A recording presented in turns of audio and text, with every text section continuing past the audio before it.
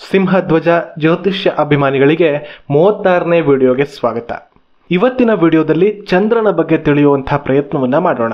ಹಾಗೆ ಚಂದ್ರ ಮೇಷ ರಾಶಿಯಿಂದ ಮೀನ ರಾಶಿಯವರೆಗೆ ಎಲ್ಲ 12 ರಾಶಿಗಳಲ್ಲಿ ಯಾವ್ಯಾವ ರೀತಿಯ ಫಲವನ್ನ ಕೊಡ್ತಾನೆ ಅನ್ನೋದನ್ನ ಕೂಡ ತಿಳಿಯುವಂತಹ ಪ್ರಯತ್ನ ಮಾಡೋಣ. ಜಾತಕದಲ್ಲಿ ಚಂದ್ರ ಎಷ್ಟು ಮುಖ್ಯ ಅನ್ನೋದು ನಮ್ಮೆಲ್ಲರಿಗೂ ಗೊತ್ತು. ಚಂದ್ರ ಯಾವ ರಾಶಿಯ ಯಾವ್ಯಾವ ನಕ್ಷತ್ರದಲ್ಲಿದ್ದಾನೋ ಅದೇ ನಿಮ್ಮ ಜನ್ಮ ರಾಶಿ ಆಗುತ್ತೆ, ಜನ್ಮ ನಕ್ಷತ್ರ ಆಗುತ್ತೆ. ಚಂದ್ರ ಯಾವ ನಕ್ಷತ್ರದಲ್ಲಿರ್ತಾನೋ ಅದೇ ನಕ್ಷತ್ರದ ಅಧಿಪತಿಯ ಮಹಾದಶದಿಂದ ನಿಮ್ಮ ವಿಂಶೋತ್ತರಿ ಮಹಾದಶ ಆರಂಭವಾಗುತ್ತೆ. ಅಂದ್ರೆ ಚಂದ್ರನಿಗೆ ಅದೆಷ್ಟು ಮಹತ್ವ ಇದೆ ಅನ್ನೋದು ನಿಮಗೆ ಗೊತ್ತಾಯ್ತಲ್ವಾ?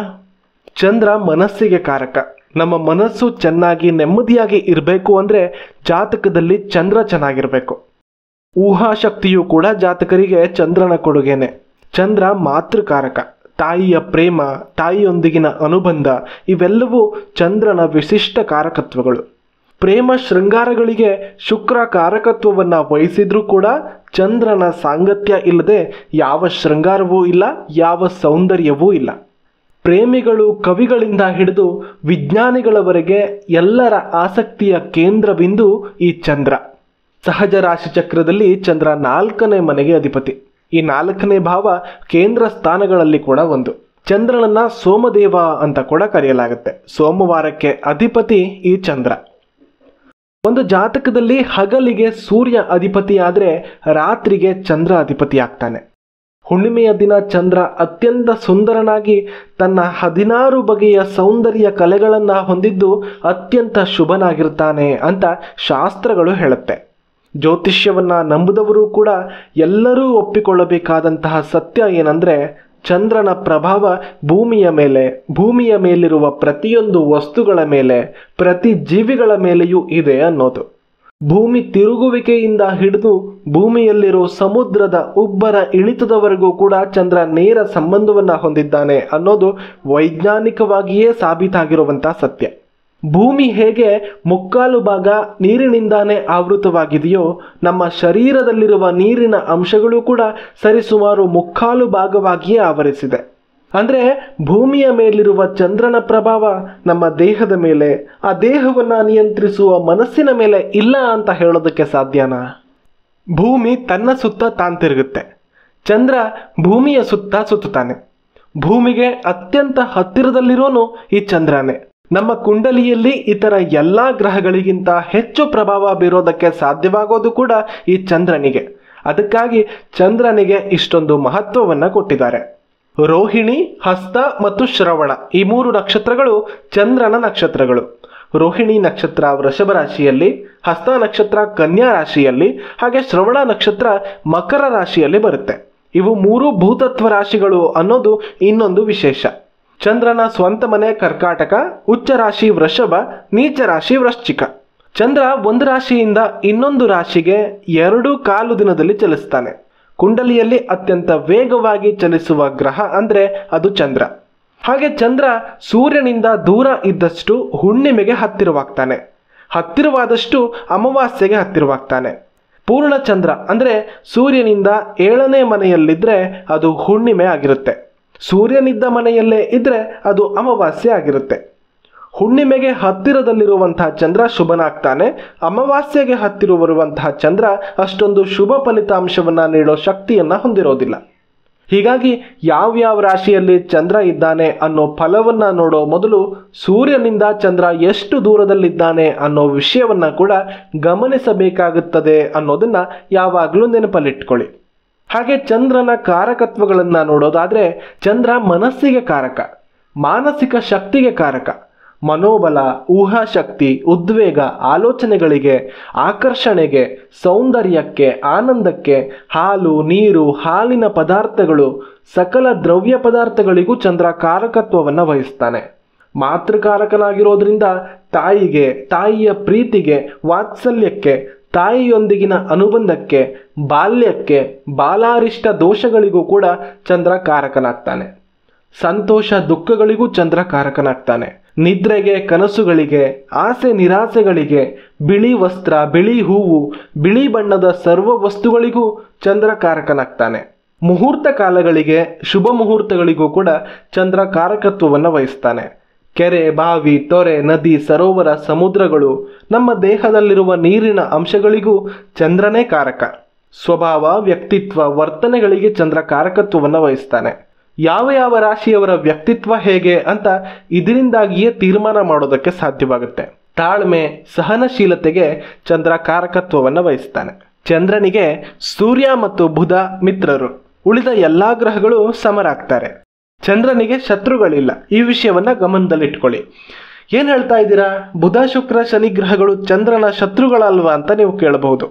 ಹೌದು, ಬುಧನಿಗೆ, ಶುಕ್ರನಿಗೆ, ಶನಿಗೆ ಚಂದ್ರ ಶತ್ರು ಅನ್ನೋದು ನಿಜ. ಹಾಗೇನೆ ಚಂದ್ರನಿಗೆ ಈ ಗ್ರಹಗಳು ಸಮಗ್ರಹಗಳಾಗ್ತಾವೆಯೇ ಹೊರತು ಶತ್ರುಗಳಾಗಲ್ಲ. ಕನ್ಫ್ಯೂಸ್ ಮಾಡ್ಕೋಬೇಡಿ, ಸರಿನಾ? ಇದು ನಿಮಗೆ ಗೊತ್ತಾಗಿಲ್ಲ ಅಂದರೆ ಡಿಸ್ಕ್ರಿಪ್ಷನಲ್ಲಿ ಆ ವಿಡಿಯೋದ ಲಿಂಕನ್ನು ಕೊಟ್ಟಿರ್ತೀನಿ, ನಾನು ಮೊದಲೇ ಹೇಳಿರುವಂಥದ್ದು, ಅದನ್ನು ನೋಡ್ಬೋದು, ನಿಮ್ಗೆ ಅದು ಅರ್ಥ ಆಗುತ್ತೆ. ಚಂದ್ರ ಮೇಷರಾಶಿಯಲ್ಲಿದ್ದರೆ ಏನು ಫಲ?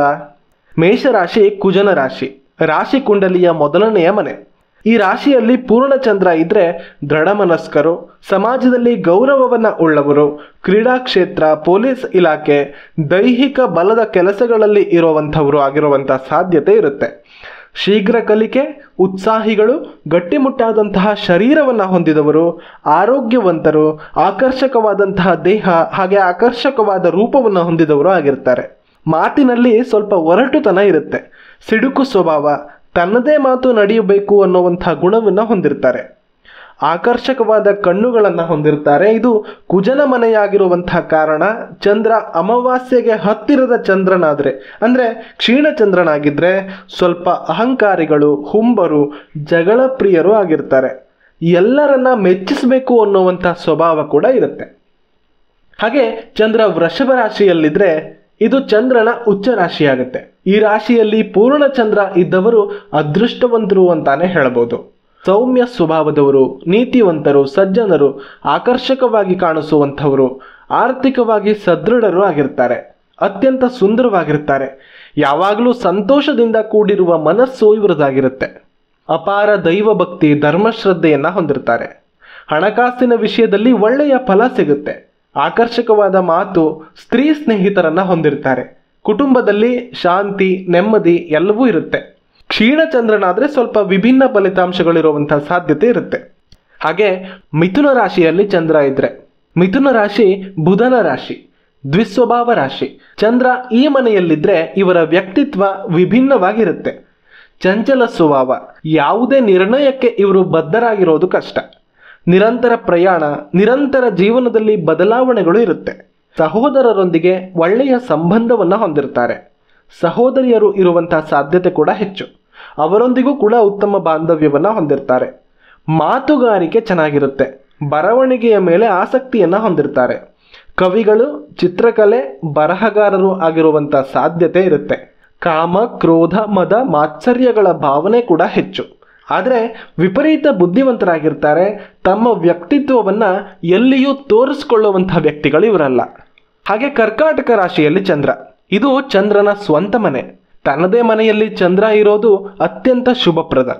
ಧಾರ್ಮಿಕ ವಿಷಯದಲ್ಲಿ ಅತ್ಯಂತ ಆಸಕ್ತಿ ಉಳ್ಳವರು, ದೈವಭಕ್ತಿ ಉಳ್ಳವರು ಆಗಿರ್ತಾರೆ. ವೇದ, ಉಪನಿಷತ್ತು, ಪುರಾಣ, ಪುಣ್ಯಕಥೆಗಳ ಮೇಲೆ ಆಸಕ್ತಿಯನ್ನು ಹೊಂದಿರ್ತಾರೆ. ತಾಯಿಯೊಂದಿಗೆ ಅದ್ಭುತ ಅನುಬಂಧವನ್ನು ಹೊಂದಿರ್ತಾರೆ. ತಾಯಿಯ ಪ್ರಭಾವ ಇವರ ಮೇಲೆ ಹೆಚ್ಚಾಗಿರುತ್ತೆ. ಉತ್ತಮ ವಿದ್ಯಾಭ್ಯಾಸ, ಸಜ್ಜನ ಸ್ನೇಹಿತರು, ಆಕರ್ಷಕ ವ್ಯಕ್ತಿತ್ವ ಇವರದಾಗಿರುತ್ತೆ. ಯಾವಾಗಲೂ ಸಮಾಧಾನದಿಂದ ವರ್ತಿಸ್ತಾರೆ. ಭಾವೋದ್ವೇಗ ನಿಯಂತ್ರಣ ಇವರಿಗೆ ಚೆನ್ನಾಗಿರುತ್ತೆ. ಕ್ಷೀಣಚಂದ್ರನಾದರೆ ಫಲಿತಾಂಶದಲ್ಲಿ ವ್ಯತ್ಯಾಸಗಳು ಕೂಡ ಇರುತ್ತೆ. ಇದನ್ನು ಪ್ರತಿ ರಾಶಿಗೂ ಕೂಡ ನೆನ್ಪಿಟ್ಕೊಳ್ಳಿ. ಹಾಗೆ ಸಿಂಹ ರಾಶಿಯಲ್ಲಿ ಚಂದ್ರ, ಚಂದ್ರನಿಗೆ ಮಿತ್ರ ರಾಶಿ, ಸೂರ್ಯನ ಮನೆ. ಚಂದ್ರನಿಗೆ ತನ್ನ ಸ್ವಂತ ಮನೆ, ಉಚ್ಚ ಮನೆ ಎರಡೂ ಎಷ್ಟು ಒಳ್ಳೆಯ ಫಲ ಕೊಡುತ್ತೋ ಅಷ್ಟೇ ಈ ಮನೆ ಕೂಡ ಒಳ್ಳೆಯ ಫಲವನ್ನೇ ಕೊಡುತ್ತೆ. ಸಹಜ ರಾಶಿ ಕುಂಡಲಿಯಲ್ಲಿ ಇದು ಪಂಚಮ ಸ್ಥಾನ. 4ನೇ ಮನೆಯ ಅಧಿಪತಿ 5ನೇ ಮನೆಯಲ್ಲಿರೋದು ಅತ್ಯಂತ ಒಳ್ಳೆಯದು. ಸ್ವಾಭಿಮಾನಿಗಳು, ಗಟ್ಟಿಗರು, ಮಾದರಿ ವ್ಯಕ್ತಿಗಳಾಗಿರ್ತಾರೆ. ಕುಟುಂಬದ ಮೇಲೆ ವಿಪರೀತ ಪ್ರೀತಿ, ತನ್ನ ಕುಟುಂಬಕ್ಕಾಗಿ ಏನನ್ನಾದರೂ ಮಾಡೋದಕ್ಕೆ ಸಿದ್ಧವಾಗಿರ್ತಾರೆ. ಹಾಗೆ ಸಿಟ್ಟು ಕೂಡ ಅಷ್ಟೇ ಇರುತ್ತೆ. ತಪ್ಪನ್ನ ಮಾಡೋದಿಲ್ಲ, ಮಾಡಿದರೆ ಇವರು ಸಹಿಸೋದಿಲ್ಲ ಅನ್ನುವಂಥ ವ್ಯಕ್ತಿತ್ವ. ಧರ್ಮಜ್ಞಾನಿಗಳು, ದೈವಭಕ್ತಿ ಉಳ್ಳವರು. ಹಾಗಂತ ಪ್ರಪಂಚಕ್ಕೆ ಎಲ್ಲವನ್ನ ತೋರಿಸ್ಕೊಳ್ಳುವಂಥವರಲ್ಲ. ಇವರದ್ದು ಆಡಂಬರದ ಭಕ್ತಿಯೂ ಅಲ್ಲ, ಆಡಂಬರದ ಜೀವನವೂ ಅಲ್ಲ. ಸ್ತ್ರೀ ಸಂತಾನ ಇರುವಂಥ ಸಾಧ್ಯತೆ ಇರುತ್ತೆ.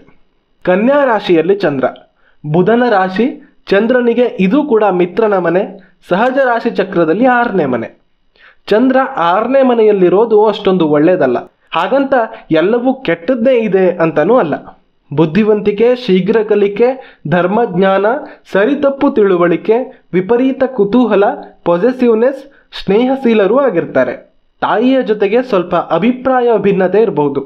ಸೋದರ ಮಾವನೊಂದಿಗೆ ಒಳ್ಳೆಯ ಸಂಬಂಧವನ್ನು ಹೊಂದಿರಬಹುದು.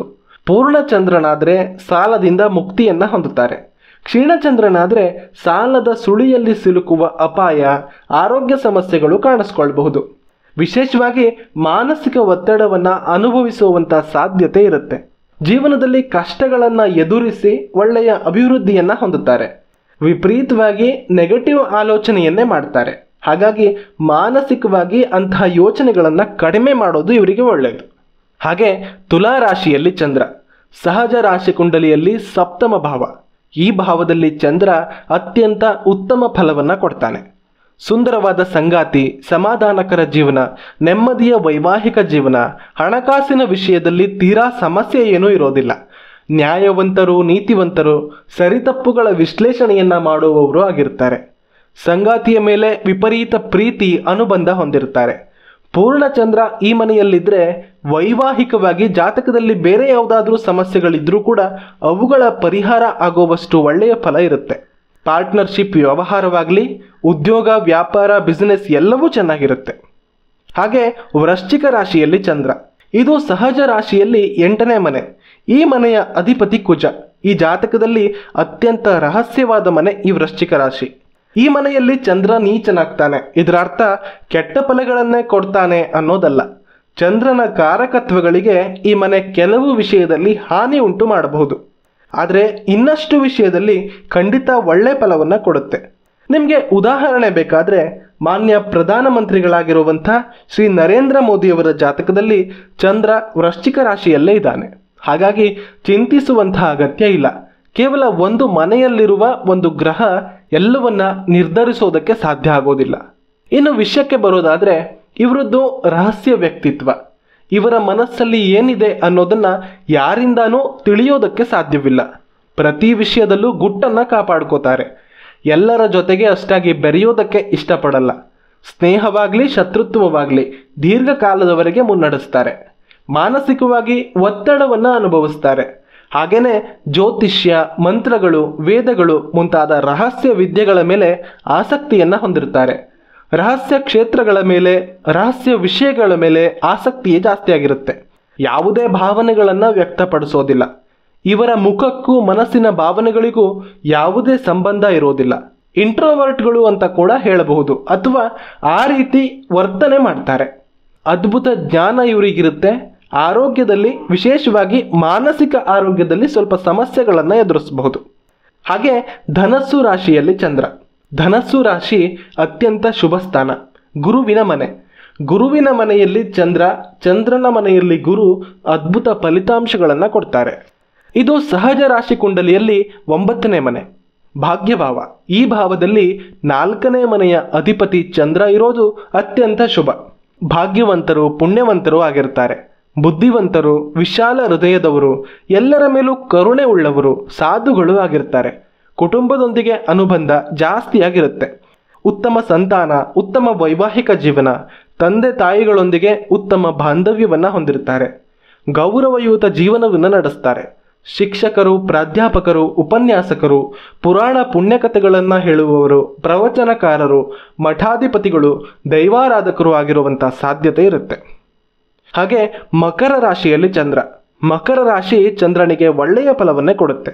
ಇದು ಸಹಜ ರಾಶಿ ಚಕ್ರದಲ್ಲಿ 10ನೇ ಮನೆ. ಚಂದ್ರನ 4ನೇ ಮನೆಗೆ ವಿರುದ್ಧ ರಾಶಿ.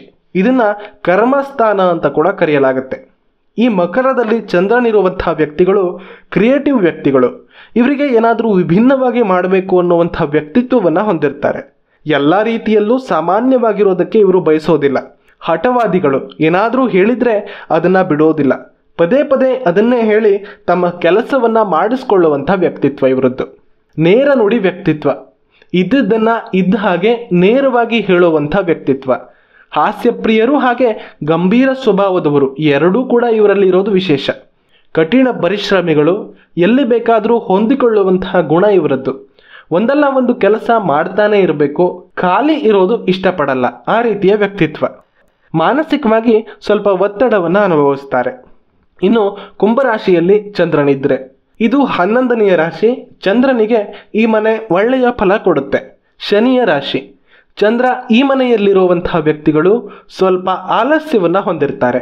ಇವರಿಗೆ ದೈಹಿಕ ಶ್ರಮ ಅಂದರೆ ಸ್ವಲ್ಪ ಹಿಂದೇಟು, ಆದರೆ ಮಾನಸಿಕವಾಗಿ ಅದೆಂತಹ ಒತ್ತಡ ಆದರೂ ಕೂಡ ಎದುರಿಸ್ತಾರೆ. ಕ್ರಿಯೇಟಿವಿಟಿಯನ್ನು ಹೊಂದಿರುವಂತಹ ವ್ಯಕ್ತಿಗಳು ಅಸಾಧಾರಣ ಬುದ್ಧಿವಂತಿಕೆಯನ್ನು ಹೊಂದಿರ್ತಾರೆ. ಕೆಲವೊಮ್ಮೆ ಇತರರನ್ನ ದಡ್ಡರು ಅಂತ ಅಂದುಕೊಂಡು ಮೋಸ ಹೋಗುವ ಸಾಧ್ಯತೆ ಕೂಡ ಇರುತ್ತೆ.